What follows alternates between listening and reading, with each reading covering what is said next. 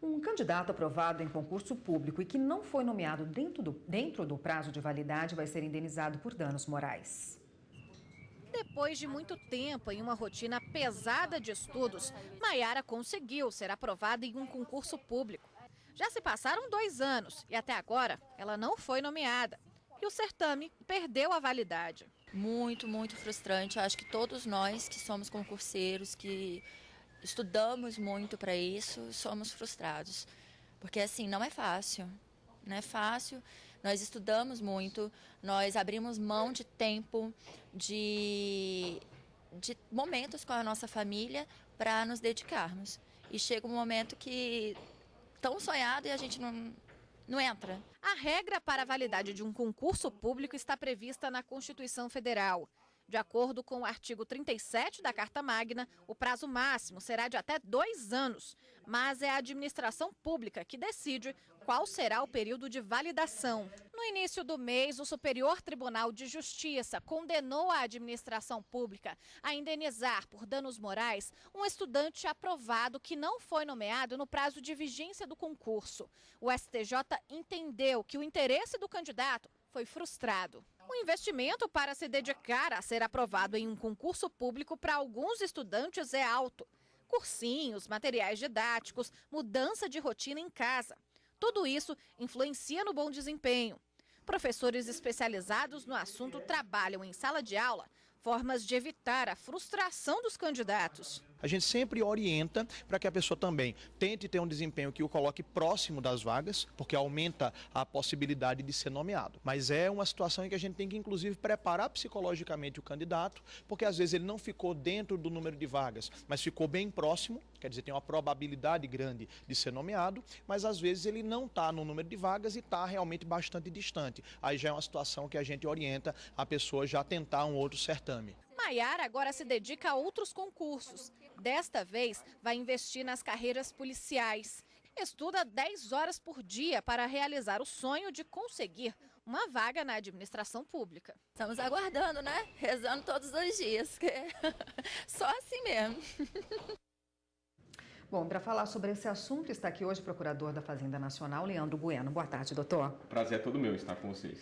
Explica pra gente, a aprovação dentro do número de vagas aí do edital, previsto no edital, garante ou não a convocação? O que acontece? Inicialmente, a jurisprudência tinha um entendimento de que seria apenas um direito adquirido da pessoa. Porém, essa jurisprudência ela modificou algum tempo atrás, então, a partir de agora, o que acontece? Se a pessoa for aprovada dentro do número de vagas, ela tem um direito adquirido, sim, a ser nomeada. Ou seja, não é só o fato dela ter sido aprovada, mas sim dentro do número de vagas. Em relação à validade do concurso, geralmente o certame aí pode ter uma data de validade de até 2 anos. E se dentro desses 2 anos não houver convocação?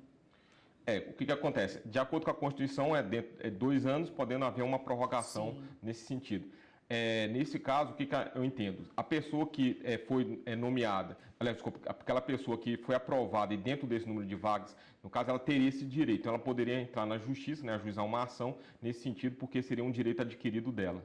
Há uma demanda nesse sentido na justiça hoje em dia? Sim, infelizmente nós temos visto alguns concursos onde as pessoas não têm sido chamadas, E também eu tenho observado em algumas situações de irregularidades. Por exemplo, o órgão faz um concurso e às vezes começa a chamar terceirizados ou outras situações assim, que impedindo de ser chamada aquelas pessoas que foram aprovadas.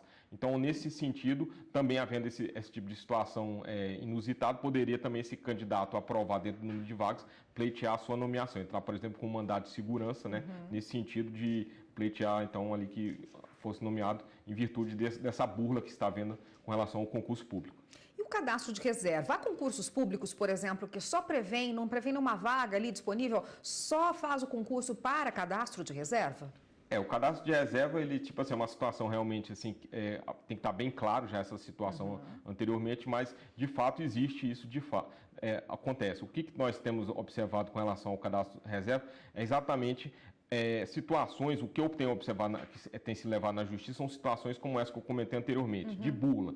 Ou seja, a pessoa faz há um cadastro de reserva, mas mesmo assim eles acabam chamando outras pessoas, terceirizados, algum apaniguado ali no caso. Então, nesse sentido, esse candidato, ele poderia, mesmo estando num cadastro de reserva, ele poderia pleitear a sua nomeação, já que nesse caso ficou demonstrado que o órgão tinha essa necessidade daquela pessoa, do pessoal para trabalhar, mas mesmo estando ali naquele cadastro de reserva, não foi permitido a ela, porque outra pessoa ali, um terceirizado, por exemplo, tomou o lugar. Tudo isso tem que estar muito bem explicado no edital, a pessoa tem que ler muito bem o edital para saber que certame ela está participando?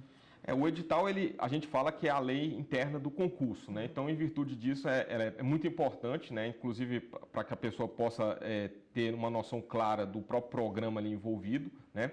Então, eu diria assim, que seria uma condição sine qua non, ou seja, antes mesmo, às vezes, de estudar, estar a par de todas as fases daquele concurso, o programa por completo, até para que não seja surpreendida no meio do concurso. Porque, às vezes, a pessoa está bem preparada em termos assim de estudo, porém, cada concurso tem a sua peculiaridade. Então, em virtude disso é que esse estudo merece ser dado nesse caso. O edital de concurso, ele pode prever algumas restrições, pessoas que podem participar, idade, por exemplo, ou até o sexo ou não, se é proibido? No caso, a gente diria o seguinte, por exemplo, com relação à questão da idade. A idade, ela, como regra, ela não pode ser imposta assim, no edital como um óbice a que aquela pessoa entre no cargo público, a menos que seja uma situação excepcional onde haja uma questão razoável para se exigir aquilo.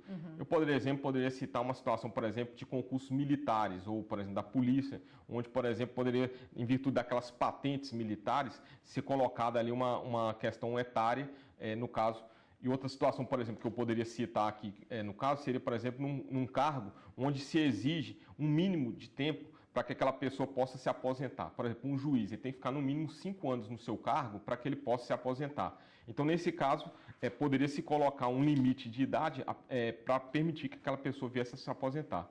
Mas eu diria assim que, como regra, essa questão tanto de sexo, de idade, ela, como regra, ela é inconstitucional. A menos que fosse uma situação muito excepcional, né, de proporcionalidade, aí seria analisado caso a caso a justificar esse descrime que a gente fala. Um candidato, ele pode acompanhar a convocação do concurso? Isso é público? Ele pode ter acesso para ver quantas vagas já foram preenchidas, se ele tem chance ainda? Isso aí, no caso, todas as nomeações elas têm que ser feitas pelo Diário Oficial, né, tem acompanhamento pela internet. Agora, eu tenho notícia, no caso, de situações em que houve uma falha de comunicação do órgão. Então, nesse caso, seria até possível até buscar na justiça, né, eventual lesão ao direito. Mas, em tese, eu entendo que o órgão deveria, inclusive, comunicar, por exemplo, através de cartas com AR, aviso de recebimento, no caso, aquele candidato, e todas as nomeações elas têm que ser publicadas. Fora isso, nós temos hoje uma lei de acesso à informação, onde o candidato ele pode pleitear, isso é um direito dele de ter essa informação. Então, assim, ele tem que estar acompanhando realmente, principalmente se ele vê que o prazo de validade, aqueles 2 ou eventualmente até 4 anos da prorrogação, estão chegando ao fim e ele não foi nomeado até o momento. Tá ótimo, obrigada, doutor Leandro. Conversei com o Leandro Bueno, que é procurador da Fazenda Nacional, conversou hoje com a gente a respeito dos concursos públicos. Obrigada, Muito obrigado. Até uma próxima.